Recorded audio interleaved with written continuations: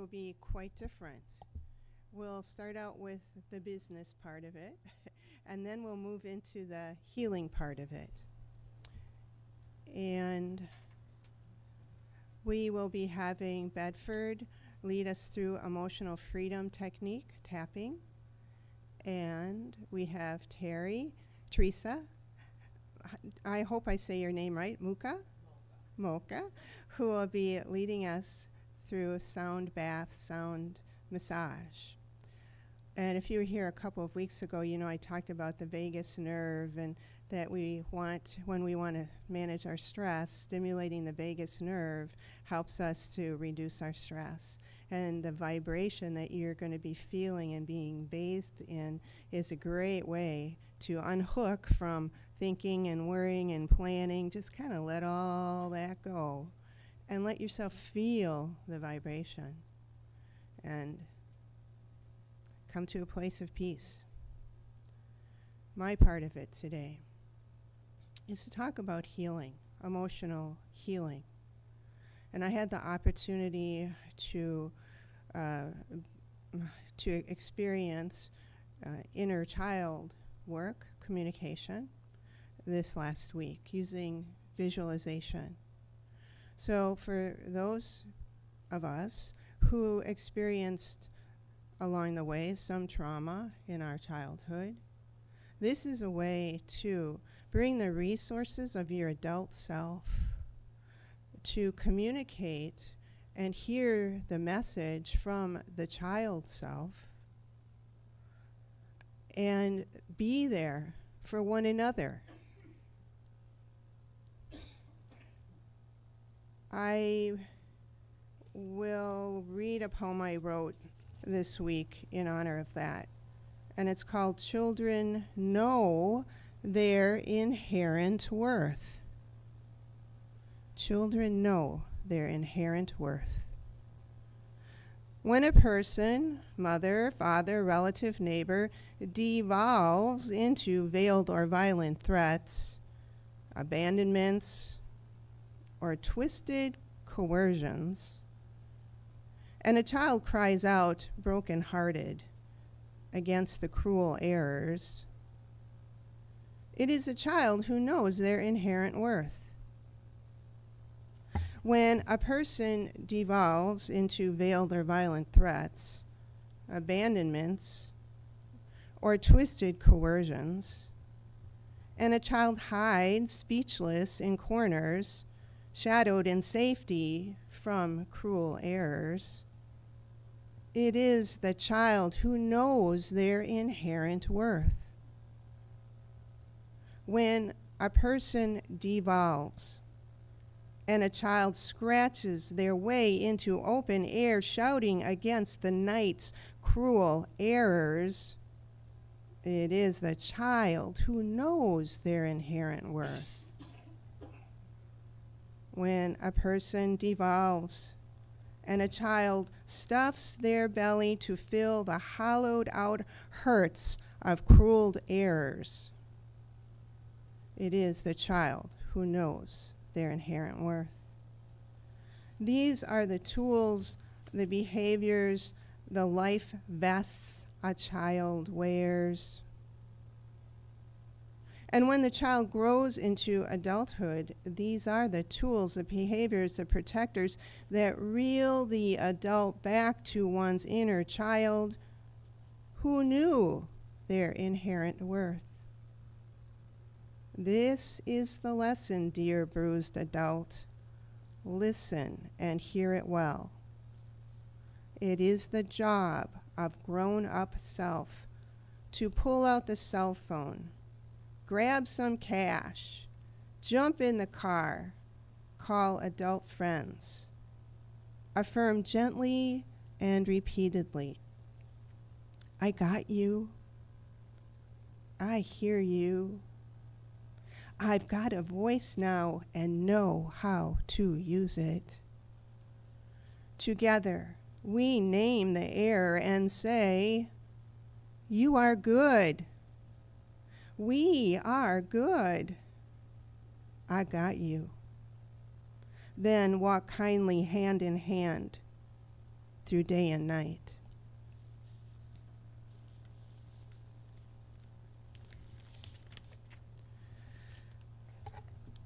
So I hope that kind of shows what I was talking about, that it's so important to have a communication with your inner child and continue to build your adult resources. Because the more resourced we become as adults, the more we can be there for our inherent worth. It's always there. But we need to hold the pain, the sorrow that's there because somebody else didn't know our inherent worth.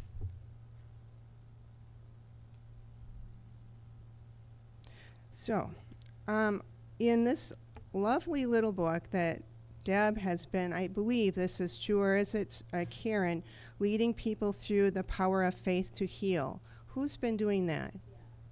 Deb. On which days of the week is she doing it? Wednesday at 1 o'clock. And she's continuing to do that? So 3/4 of the way through the book, on page 47, is healing emotional wounds. And so it doesn't talk only about being wounded as a child, but also the wounds of life as an adult. And she writes, the person who's writing this is Reverend Christina Garza. Healing is not a neat, logical, linear process. When we are in pain, hurt, anger, grief, or trauma, we want it to make sense and we want it to be over fast. Like think. Yet, when we are faced with a dark night of the soul, the loneliness and despair can seem endless. The healing process is deeply sacred. The healing process is deeply sacred. It's worth a lifetime, and believe me, that's our work. And as a result, it takes time. Spirit is calling us to embrace our feelings and our fears, to face our past and present, and to open to a new future. This process is messy and scary, as well as mystical and beautiful, if we allow it. There are times in our lives when we are shaken to our core. We may face the death of a loved one or simply the death of a life we thought we would have. So these times of healing call for a sacred pause. It is in these moments we need to engage in radical self-care. Radical self-care. What does that look like for you? Compassion. What does that look like for you? And connection. What does that look like for you? Now, she goes on to talk about the 5 steps of sacred healing. And the first is to give voice to the pain. Name it. And she has a lot more to say on that, but for brevity of time, I'm going to say, find the book and read it yourself, or come up to me and I'll share it with you. Second, we give ourselves permission to take our time. And I'm telling you, it's a lifetime. Now, for acute traumas, it doesn't have to be a lifetime. But there's always going to be a whisper of it or some threads of it within us that give us wisdom. Third, remember you're not alone. She says there are hundreds of people all over the world feeling what you are feeling right now. Guess what? There are hundreds of thousands of people going through the same thing of whatever it is you're feeling. You are not alone. And this helps us to feel the connection with humanity, and that in and of itself is a spiritual thing. Fourth, reach out. No matter the temptation to isolate, call a friend, call a mental health professional, join a safe online support group or community group, a safe community group that's going through or has gone through the same thing as you're going through, and so on and so forth. I remember taking myself to a movie for the first time by myself. I'm like, this is really weird, but heck, I want to see this movie. And man, there's no distraction. You can really enjoy it. Lastly, find ways to feel spirit moving in your life. Use your spiritual tools of prayer, affirmation, denial, and meditation. Did you hear that? Tools of prayer, affirmation, denial, and meditation. And I always challenge my friends here at Unity. You know, affirmations are absolutely wonderful, and we can figure out what affirmation you need for what you're going through. Make it up yourself and set a daily disciplined practice to source and resource yourself. Meditation, time in nature, floating in the water. That's all I have to say. Thanks for being here today, you guys. So, we will move on. And let's say together our vision: a world powerfully transformed through shared spiritual awakening. And our mission statement: advancing the movement of spiritual awakening and transformation through unity, a positive path for spiritual living. And our values: abundance, acceptance, community, diversity, integrity, joy, and love. And we celebrate our children by saying together, Unity of Appleton sees the divinity in all children, including your inner child, and nurtures their unfolding spirituality. And our daily word today, I live proudly as my authentic self. One of the best ways to feel the fullness of my divinity is to express the uniqueness of my humanity. There is no one on earth who is exactly like me, no one who has my history and experiences, no one who has my particular talents and gifts. I make the world a richer place when I show up as the person I am. If I'm too tired to share my gifts, if I carry shame or regret about my past, or if I feel afraid to let others see the real me, I am not being my authentic self. Authenticity means being who I am with confidence. I am a divine being, a child of God. I take my place in the world with joy, knowing I belong here just as much as everyone else. I belong here. Say it with me, guys. I belong here.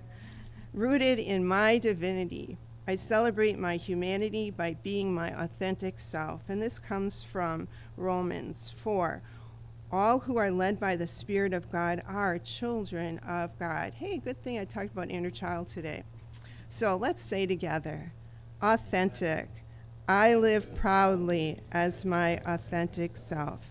So no music right now. We're going to move right into some of our other, our next slide, please.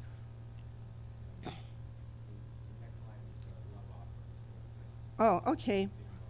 So right from here, we're going to go into our love offering.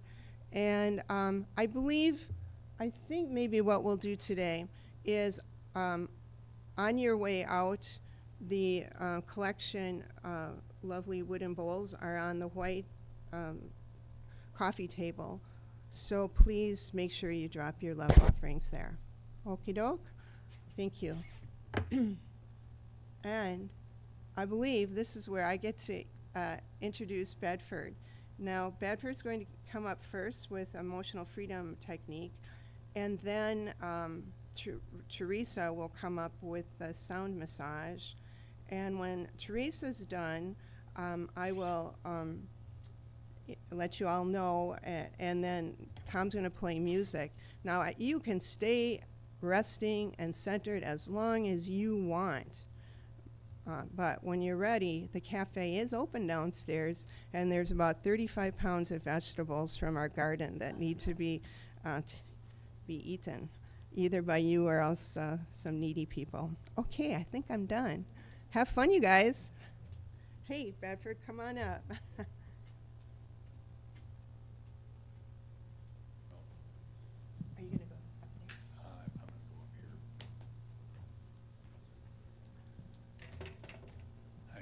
rather be down there, but Bert informs me that the camera cannot catch me down here. And so for anybody watching live or wants to see it recorded, I need to be up here. So I'm not as close to you as I'd like. But at any rate, my title today was Tapping into the Absolute. And I think Linda's introduction was so appropriate. And our word for today was it isn't that common here at Unity. Everything is synchronicity. It is anyway, together. And one of the things that I do oftentimes for a first session with a client or a couple is to ask, if you had a magic wand, what would you change? Well, I would ask the same question for all of us here today. If you had a magic wand, what would you change about yourself, not about your circumstances? Just what would you change about yourself? Oftentimes that leads to a deep sense of what's most valuable, most important in life for ourselves. And that reminds me of a saying from a man called St. Augustine of Hippo, now in Algeria, north of northern Africa, who was a bishop of the early church back in the 4th and 5th centuries, a long time ago. And he said, my heart is restless until it rests in thee, or into God, or into the absolute, into the infinite. He was expressing that which we intimately really know. And it gets into a bit of what Linda was getting at too, that which is interiorly just known. Not just believe though, because we can believe a lot of things, like we can believe the Unity 5 principles. We can believe that the sun is going to come up each day. And we can believe that democracy is the best form of government that man has created so far. We can believe a lot of different things, and they're all good because they do stabilize life and give us some security. But it's not reflective of something interior, of what we deeply know in a joined sense, in an at-one-ment sense, in which we are that, which we are affirming or knowing deeply. And that's really what my focus is today. So we're about joining or knowing in a deep sense. And I think Augustine's statement of our hearts are restless until they rest in God, and we could see a thread from there all the way down to unity, if you will, unity's first principle, which is God is all in all. And what the Course in Miracles would say, that God and I are one, or I am as God created me. All of these are getting at that which is beyond just simply knowing intellectually, but experiencing of an integration of that truth with who we identify ourselves as being. And so I think that that deepest urge, that if we had that magic wand, is to overcome that which is the heart of all problems, and that's separation. We are born into a world of separation. It's not a fault, it just is something we experience and we're constantly exposed to, inundated with, if you will, is that I am separate from you. I am separate from these chairs. I am separate from anything and everything that my senses pick up. That's how constantly we are bombarded with the idea that we're separate. But separation really leads to all the different problems that we humans have. We believe we are separate from the absolute, from the ultimate, from the infinite. And from that comes fear, comes all kinds of insecurity, comes all kinds of search for something that is better. And we humans will tend to look for the world to provide with us, for us, that which will lead to some kind of security. And there will be temporary ways in which we do get it. But it is temporary. It's not forever. And there's the next recognition of separation that our eyes and ears behold. And so we wrestle constantly with separation.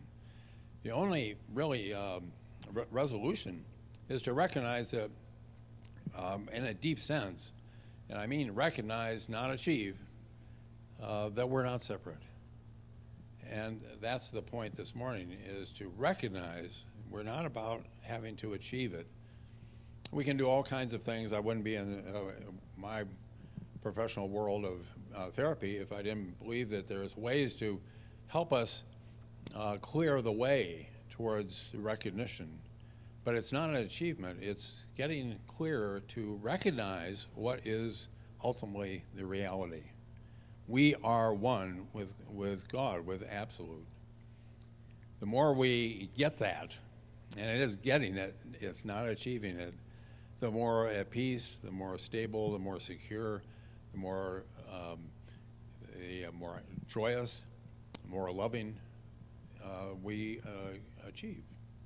And so this morning, I'm going to refer to two biblical references that are interesting because they came very early on. They certainly lead through into the New Testament, but I'm going to start with Genesis and Exodus, two stories very briefly. The Genesis story, which both illustrate what I'm getting at in terms of the oneness with God. The first one in Genesis is about Jacob, and he is fleeing from his brother Esau, who Esau was the eldest, but he did not get his father's blessing. And so Esau is mad at Jacob because Jacob got his father's blessing. And so Jacob is fleeing from Esau and taking his wives and his entourage and his animals and fleeing from Esau. And he sends all of them ahead, and he's left alone for one night. And an angel or a divine being or God, you can pick your choice, meets him at that spot and wrestles the whole night through. And nobody gains any advantage in this wrestling match. And so in the morning, Jacob asks the divine being to bless him. And to me, it's a recognition of the oneness. You know, wrestling is an intimate kind of thing. We don't have even to think of it as an exercise physically, but as simply two beings kind of join like this. And to me, that represents that Jacob and the divine being are one. And then we come to Exodus and Moses, and this is a story that you probably are aware of. He is selected by God to lead his people out of the bondage of Egypt, and so was to go to Pharaoh and tell the Pharaoh that he's got to let his people go. But first, Moses has to go back to the Israelites, and Moses feels very inferior, like, who am I to do all this, oh God? But God says, I'll be with you. It's okay. Well, then Moses says, but who will I say sent me? And then God responds, I am that I am. Now, we know that because we practice the statement, I am. In fact, every time that we go about saying anything that references ourselves, we say, I am this way, or I am that way, or I feel this, or I like this, or I don't like that. We use language always frequently with that I, either I am or just simply I.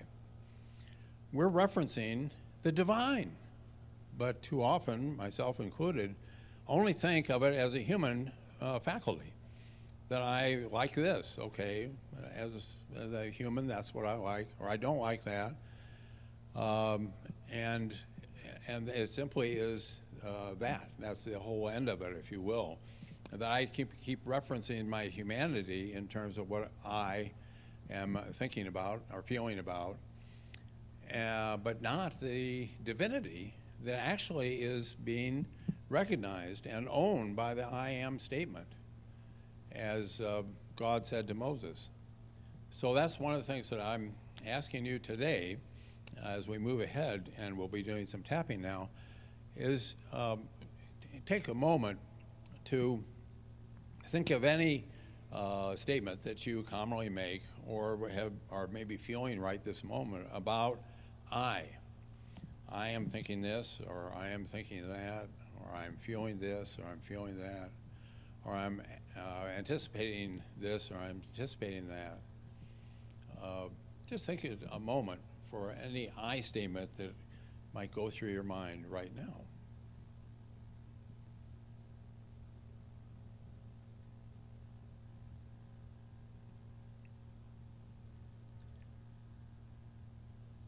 And as you're doing that,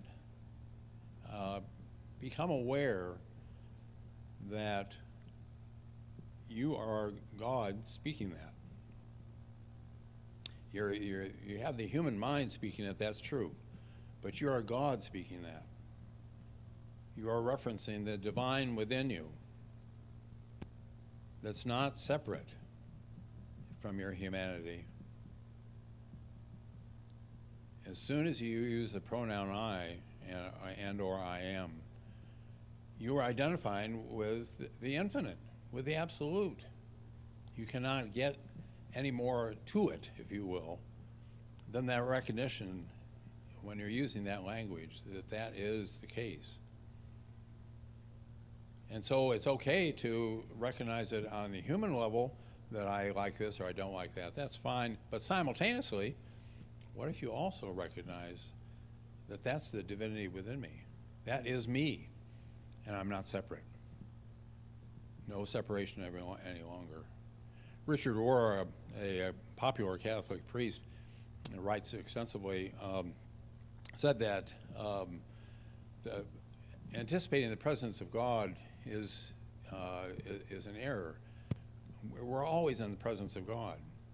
It's the awareness that is absent.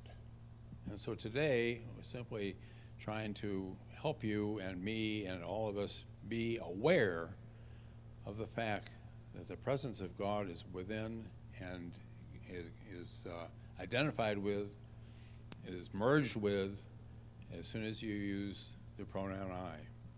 Now, you don't have to use the pronoun I to know it, but you can be aware of it nonetheless. But the pronoun I stimulates it, triggers it, that the divine being is in that I. And so, I'd like to do some tapping here as a way to clear away, and that's really what tapping does a lot, is clear out the obstacles in order for the truth to come back in.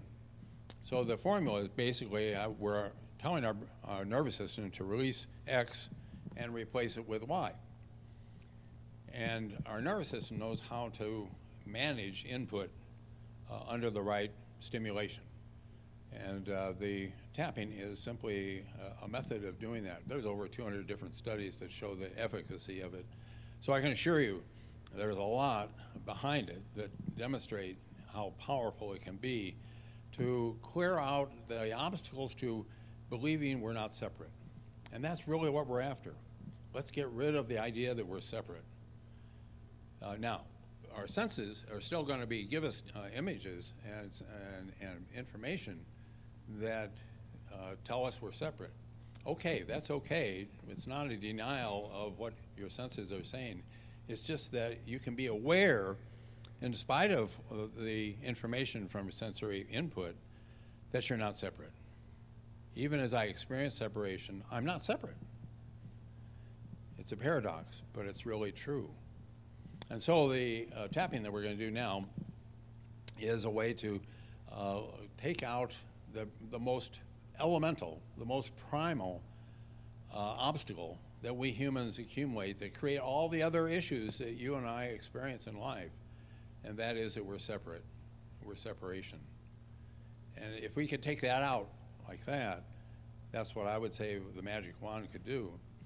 Then you're simply going to be at home with the truth, which you already are already. It's just that awareness of that eludes us because we're always confronting separation. So we're going to tap on letting go of the separation. But also the secondary aspect of that belief in separation is that, what about me? Am I going to lose some sense of me if I lose separation? And that's what's called a secondary issue that typically accompanies a chronic problem. Well, if the chronic problem is we're separate, then the secondary aspect of that is that maybe I'm going to lose me if I really lose the sense of separation. Well, on a human level, we won't lose separation, but that still can be a factor in the mind. What would it mean to not be separate? Am I still going to have a sense of me? And I would say instead of losing separation, we gain allness. We gain the all of the infinite, of the absolute. And if you think of the absolute as an umbrella, underneath the absolute are all the incidentals of life, or all the incidents of life, or all the separate kinds of experiences of life, are under this umbrella of allness. And so there's nothing lost in going to the allness, because everything comes from the allness. God is all in all. And so there's no secondary fear that we can lose me-ness if we go to the allness. No, you'll get more, even more grounded or more aware of the me-ness in a sense that joins completely with the allness. So the tapping is the 5 points that I use in this model, which is separate from another more extensive model, is just 5 points. It's between your eyebrows. It's the side of the eye, either eye doesn't matter, underneath the eye on the eye socket point, and then underneath your collarbone about an inch below left or right of center is the 4th point. Each of the 4 points I'm going to have you repeat either silently or out loud, it doesn't matter. There's no magic in my words, but since I've been doing this for years and years, and some of you, and maybe most of you may be kind of new to it, simply repeat after me, because your nervous system needs to hear your voice and your input. So at each of the 4 points, I'll have you repeat after me. And the last point is grabbing your wrist with the other hand. There's a point on your wrist. These are all acupuncture points. And as you grab it lightly, not hard, say peace. And that's another input to your nervous system that it's all good. And that's 1 round. We'll do two rounds. And I'm going to say we're going to be releasing the idea, the belief that I'm separate and that I'm losing me. And replacing it with, I've got all. I am all. I'm all in all. And so are you ready? Okay. Begin tapping between your eyes and follow me. It's time that I take full control of engaging the truth.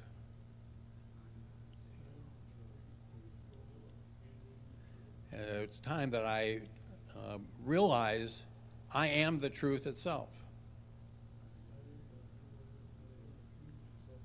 It's time to realize that I am not separate from the truth. And my nervous system rejoices because it knows it.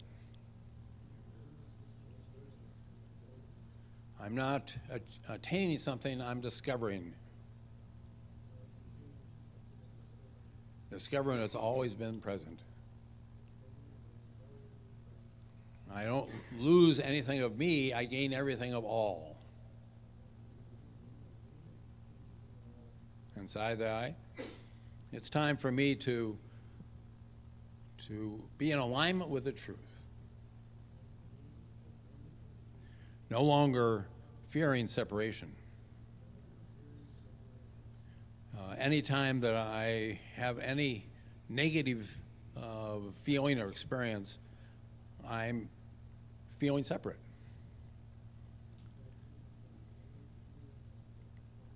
But I cannot be separate. So I choose to be aware that I am one with the truth. and I surrender the me to the all, and gain me and all. And under the I, it's time for to live a truth. No longer fearful of separation. I am one with the infinite. Even as I experience human frailties, I am one with the infinite. And I bring that awareness to every moment of my life, especially as I speak the pronoun I. And under the collarbone, it's time to live the truth fully, freely and completely, that I am one with the ultimate. Always have been, always will be. There is no separation. There is no loss of me, I am all. And grab your wrist, deep breath in, and exhale peace.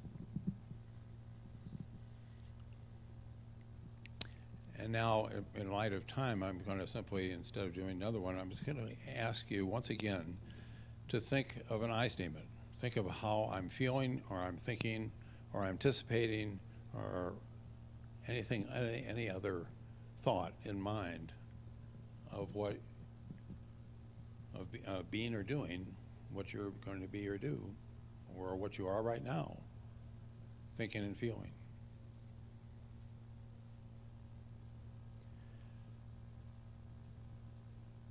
And now put the idea of the I as cleared of separation, as you are now aware of the identity is there is no separation. You and the infinite are one. Just in using the pronoun I. You, me, are one in the infinite. So I invite you, every time that you're using the pronoun I, it has to be done with the pronoun I. You can do it anytime, of course, any awareness, but especially with that, then instead of simply anchoring yourself in the human experience, be aware of the infinite that you've just affirmed as yourself. And as has been noted by a person like Kelly, we learn to return and we train to remain. So every time we do this, we're learning to return and we're training to remain. So enjoy it. Now I'm going to hand it over to Teresa. Thank you. And we're going to turn the lights down a little bit. And I invite you, if you would like to, there are a couple mats in the back if you'd like to lay on the floor, or if you'd like to stay seated. And I'm going to go off two things that were mentioned today when Linda talked about that inner child and the vagus nerve. The vibrations have a wonderful way of moving through the body and releasing tension, releasing that stuck energy. So as you feel things move, just allow it to happen with an ease and grace. And that leads into Bedford and entering that connected consciousness. So all of us here today, we are here to connect and bring our consciousness to that level of all.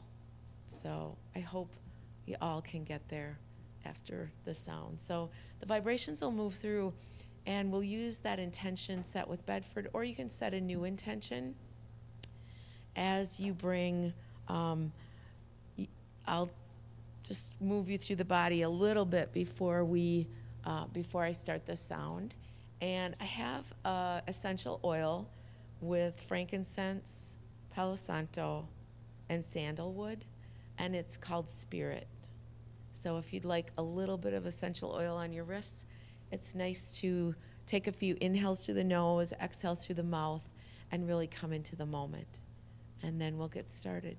So just breathe in deeply while I get the oil around, and then I invite you to close your eyes or just soften your gaze. Be comfortable. You can either lay down or stay in your seat, and allow the energy to move through, and that intention to fill those spaces that are created with the release of energy.